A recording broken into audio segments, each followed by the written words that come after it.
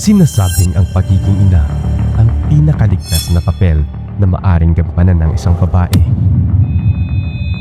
Sa kultura nating mga Pilipino, isang ina ang itinuturing na ilaw ng tahanan, isang sagradong simbolo ng proteksyon, pag-aaruga at katatagan. Ngunit paano kung ang mismong haligi na dapat ay sumusuporta sa ilaw na ito ang siyang dahilan ng dahang-dahang umiipit sa mitsa hanggang ito ay mamatay?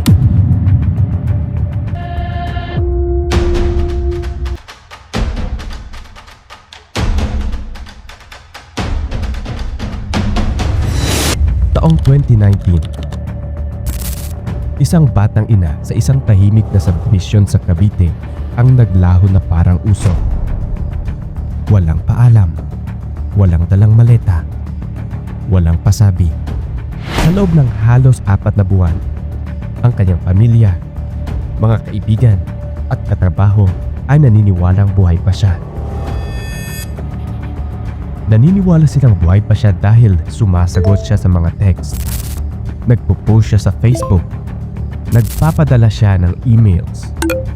Ngunit sa likod ng mga screen na iyon, isang demonyo ang nagpapatakbo ng kanyang pagkakakilanlan. Ito ang kwento ni Mona Daluz, isang kaso ng pagtataksil na yumanig sa bansa sa kawalan ng bangkay, ngunit nagtapos sa isang habang buhay na pagbabayad. Si Mona Daluz o Moni sa kanyang mga malapit na kaibigan ay 22 taong gulang pa lamang. Siya ay isang masayahing ina ng 2 batang babae. Sa murang edad, ipinabalas ni Mona ang isang katangiang hinahangaan ng lahat, ang pagiging madiskarte o hustler. Nagtatrabaho siya bilang isang senior server sa isang sikat na resto bar sa Tagaytay. Dahil sa kanyang galing makisama at laging nakangiting mukha, siya ang paborito ng mga regular na customer. Ngunit hindi doon nagtapos ang kanyang pangarap. Sa gabi, kapag tulog ang kanyang mga anak, tinatrabaho niya ang kanyang munting negosyo, ang Mona's Herbal Magic. Dahil sa takot sa mga side effects ng mga kritikal na gamot, nag-aral si Mona tungkol sa mga natural na lunas. Gumawa siya ng mga cough syrup mula sa sambong, immune boosters mula sa luya at honey, at iba pang mga organikong produkto. Ibinibenta niya ito sa social media at dahan-dahan ang kanyang munting pangarap ay nagbunga na. Pangarap din ni Mona na maging isang doula o isang nangangalaga sa mga bagong panganak na ina. Gusto niyang gawing propesyon ang pag-ibig niya sa pagiging magulang. Si Mona ay isang free spirit. Mahilig siyang mag-eksperimento sa kanyang hitsura. Minsan ay ang kulay asul niyang buhok. Minsan, platinum blonde. At bago siya mawala, ito ay kulay light green. Ang kanyang mga braso ay puno ng mga tattoo, mga sining na naglalarawan ng kanyang pinagdaanan at sa mga mahal sa buhay. Para kay Mona, ang bawat tattoo ay proteksyon. Ngunit hindi niya alam, ang pinakamalaking panganib ay ang lalaking katabi niya sa pagtulog.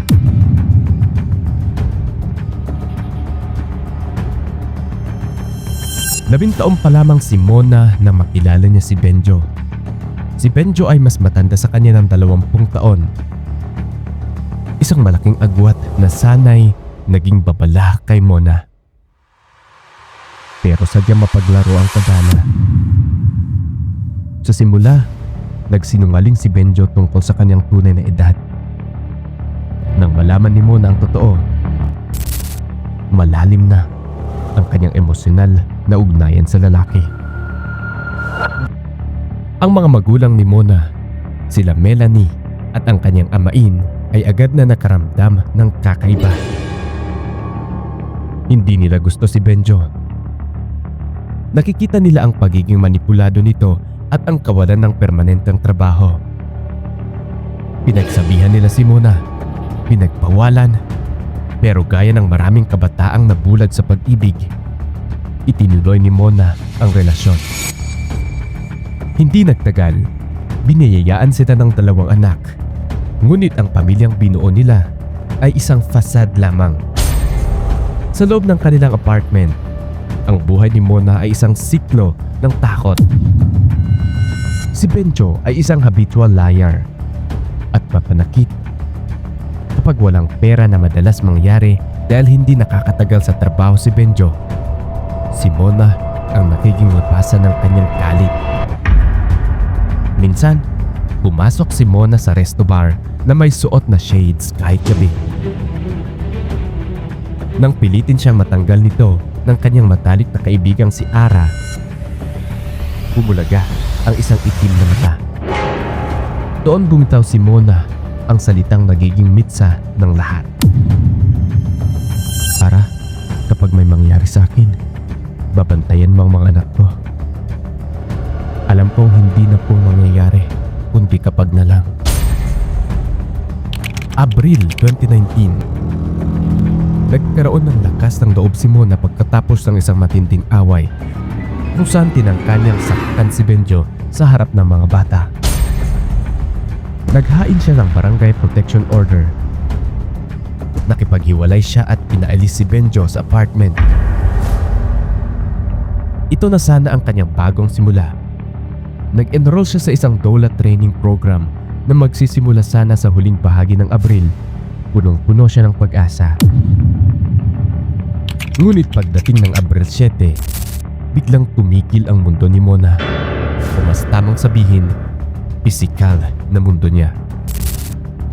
Mula sa araw na yon, wala nang nakakita kay Mona ng personal. Hindi siya sumisipot sa trabaho. Hindi siya pumupunta sa bahay ng kanyang ina. Ngunit ang kanyang cellphone patuloy sa pag-ring at pag-vibrate. Nakatanggap ang kanyang boss ng text. "Sir, pasensya na po. Hindi mo na ako makakapasok. May matinding trangkaso lang po ako." Sumunod na linggo, panibagong dahilan. "Sir, nasiraan pa ako ng sasakyan. Kailangan ko po munang ayusin." Lumipas ang 4 na linggo hanggang sa ang resto bar ay napilitang humanap ng kapalit niya. Ang kanyang nanay na si Melanie ay nakatanggap din ng text. "Nay, wag po muna kayong pumunta rito. Ang gulo ng bahay. Naglilinis ako." O kaya, "Nay, out of the town po kami ng mga bata. Mag-e-enjoy lang." Kahit nagtataka si Melanie dahil hindi ugali ni Mona ang hindi tumawag sa boses o video call, hinayaan niya muna dahil alam niyang pagod ang anak sa trabaho at negosyo. Hulyo 2019. Halos 4 na buwan nang makalipas, hindi makatulog si Melanie. May kung anong tinig sa loob niya ang nagsasabing may mali. Hindi pwedeng text ng text lang si Mona. Hindi pwedeng hindi niya naririnig ang boses ng kanyang anak. Nagpasya si Melanie na magtungo sa apartment sa Cavite kasama ang mga pulis para sa isang welfare check. Habang papasok sila sa subdivision, ang sikat ng araw ay tila sapat para pawiin ang kilabot na nararamdaman ni Melanie. Pagkatok nila sa pinto, ang bumungad ay hindi si Mona, kundi si Benjo.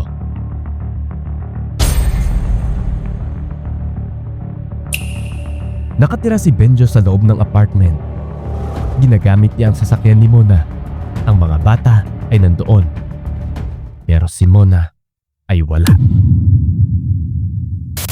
Ang paliwanag ni Benjo, umalis pa siya noong Hunyo 20. Iniwan po kami. Siguro po ay sumama sa ibang lalaki o lulong sa bisyo. Dito nagsimulang gumuho ang kwento ni Benjo. Kung Hunyo 20 nang umalis si Mona, bakit ang mga katrabaho niya ay huling nakita siya noong Abril pa?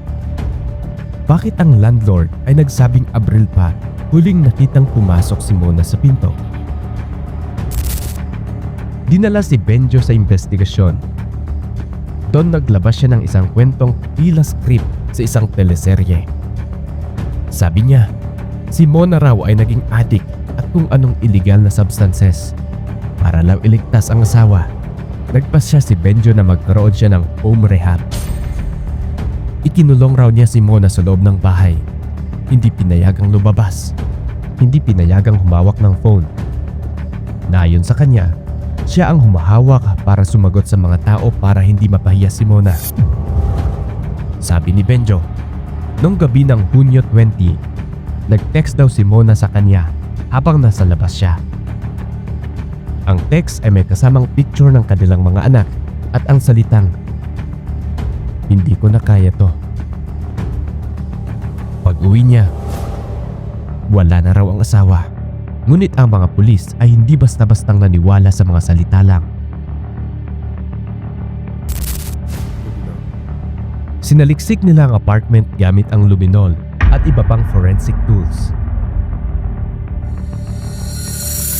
Sa ilalim ng tiles sa kusina, may nakitang mga dugo na pilit nililinis gamit ang matapang na bleach. Ang DNA, tugma kay Mona. Isang testigo rin ang lumutang. Isang kapitbahay na gabi kung matulog.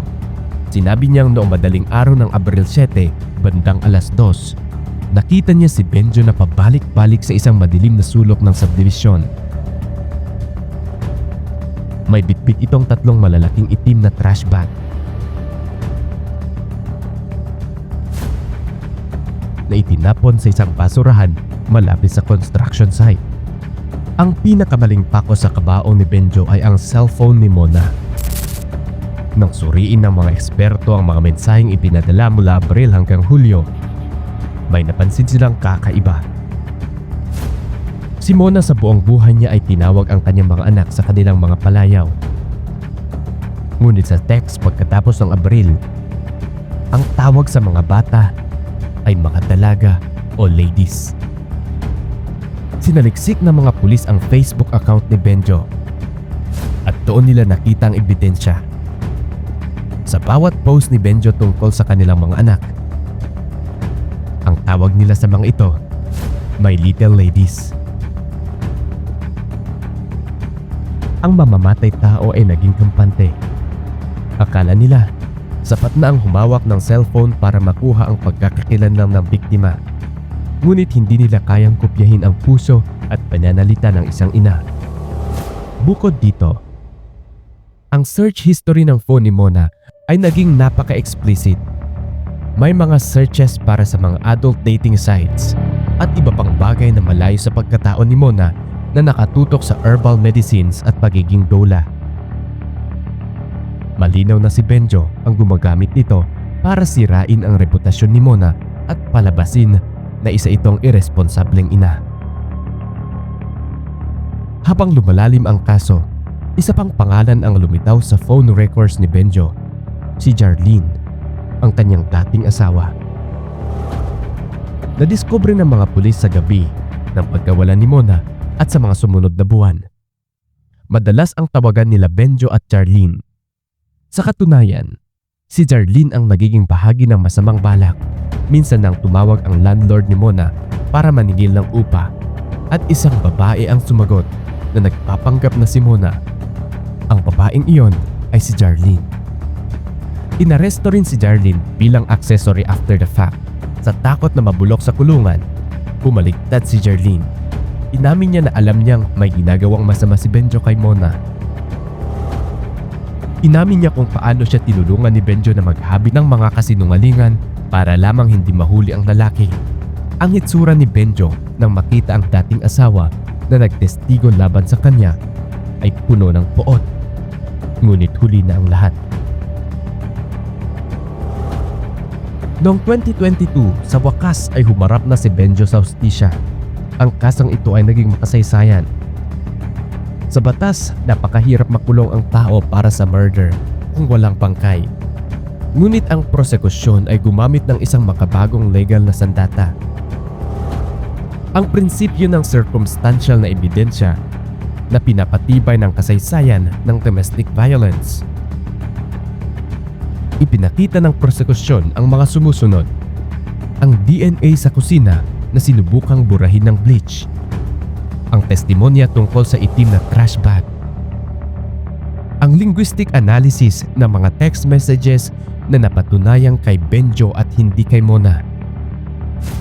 Ang barangay protection order na nagpapatunay na may motibo si Benjo para saktan ang biktima dahil sa pag-iwan nito sa kanya. Binigyang diin din ang tungkol sa positive pregnancy test. Naniniwala ang pamilya na nalaman ni Mona na buntis siya at ito ang nagiging mitsa ng huling away. Maaring ayaw na ni Benjo ang dagdag na responsibilidad o baka ginamit ito ni Mona bilang dahilan para tuluyang lumayo at hindi iyon matanggap ng lalaki. Sa huling araw ng paglilitis, nananatiling bato ang mukha ni Benjo. Wala siyang emosyon, wala siyang pagsisisi.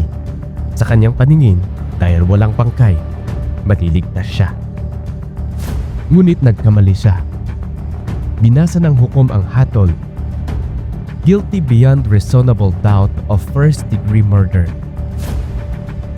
Hinatulan si Benjo ng reclusion perpetua o habang buhay na pagkabilanggo ng walang posibilidad na parol. Ang silid hukuman na dati ay puno ng tensyon ay binalot ng hikbi ng pamilya Dalos. Si Melanie, ang nanay ni Mona, ay napaluhod sa sahig. Sa wakas, ang multo na nagpapanggap na kanyang mga anak ay tuluyan ng napatigil. Sa kabila ng tagumpay sa korte, may isang malaking tanong na nananatiling walang sagot. Nasaan si Mona? Hanggang sa araw na ito tumanggi si Benjo na magsalita mula sa loob ng bilibid. Nananatili siyang tikom ang bibig tungkol sa lokasyon ng mga labi ni Mona. Para sa kanya, ito ang huling paraan para kontrolin si Mona at ang pamilya nito. Ang ipinagkait sa kanila ay isang maayos na libing. Ang pamilya Dalos ay nananatili sa isang limbo. Mayroon siyang hostisya, pero wala silang katahimikan. Sa tuwing dadaan sila sa construction site o sa mga madilim na bahagi ng Cavite, hindi nila maiwasang maisip kung naroon din ba ang labi ni Mona. Ang kwento ni Mona ay isang babala sa bawat isa sa atin. Nang teknolohiya ay maaring gamitin bilang maskara ng kasamaan, na ang text ay hindi lamang katotohanan. Ang pinakamahalaga ng boses ng biktima, kahit pa ito ay pilit na patahimikin, ay laging makakahanap ng paraan para sumigaw mula sa kabilang buhay. Maging ito man ay sa pamamagitan ng isang patak ng dugo sa ilalim ng tile o sa isang madaling salita, sa isang text message. Si Mona Dalos ay maaring wala na sa ating paningin, ngunit ang kanyang kwento ay mananatilang isang ilaw na nagbibigay babala sa madilim na sulok ng relasyong puno ng pag-aabuso. Ang hustisya para kay Mona ay hustisya para sa lahat ng ina na naging biktima sa kamay ng dapat ay nag-iingat sa kanila. Hanggang sa muli, ito ang Semic Crime Stories, Case Evidence and Mystery Investigation Channel.